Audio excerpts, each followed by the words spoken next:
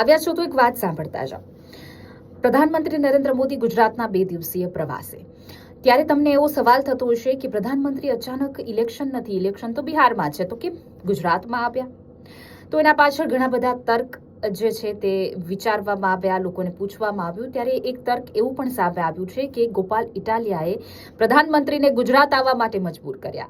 ત્યારે તમને સવાલ થતો હશે કે આ શું બકવાસ વાતો કરે છે। તો એના માટે એક તર્ક એ પણ છે કે જ્યારે ગોપાલ ઇટાલિયા વિસાવદરમાંથી જીત્યા અને પ્રથમ વખત પ્રધાનમંત્રી નરેન્દ્ર મોદીનો આ પ્રવાસ છે, તો એ પણ સવાલ થાય કે જો એમને પાટીદારોને રીઝવવા હોય, ગોપાલ ઇટાલિયાને સામે શક્તિ પ્રદર્શન કરવું હોય તો એ વિસાવદરમાં જાય, એ સૌરાષ્ટ્રની ભૂમિ પર જાય, પણ એ તો અમદાવાદ આવ્યા।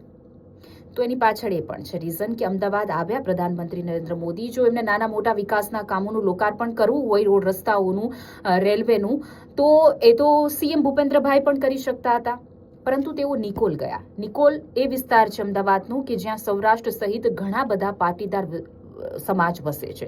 પાટીદાર સમાજની મોટા ભાગની વસ્તી છે, એ પાટીદાર સમાજનો ગઢ ગણાય છે, અને એ વિસ્તારમાં પ્રધાનમંત્રી નરેન્દ્ર મોદીએ કરોડોના વિકાસ કામોનું લોકાર્પણ કર્યું, રેલી યોજી, સંબોધન કર્યું, એ પણ તર્ક છે। અને એ દિવસ હતો 25 ઓગસ્ટ। 25 ઓગસ્ટ એટલે કે ગઈકાલનો જે દિવસ હતો એ પાટીદાર સમાજ માટે ખૂબ જ મોટો હતો, કારણ કે 10 વર્ષ પહેલા આ જ દિવસે પાટીદાર સમાજનું આંદોલન થયું હતું। હાર્દિક પટેલે ટ્વીટ પણ કર્યું અને એ ટ્વીટ ગઈકાલે સોશિયલ મીડિયા ઉપર ખૂબ જ ટ્રેન્ડિંગ રહ્યું, અને એ સમયે પ્રધાનમંત્રી નરેન્દ્ર મોદી પાટીદારોના ગઢમાં જાય છે અને ત્યાં જ એના સમાજની વાડીમાં જે છે તે આ ભવ્ય સંબોધન કરે છે।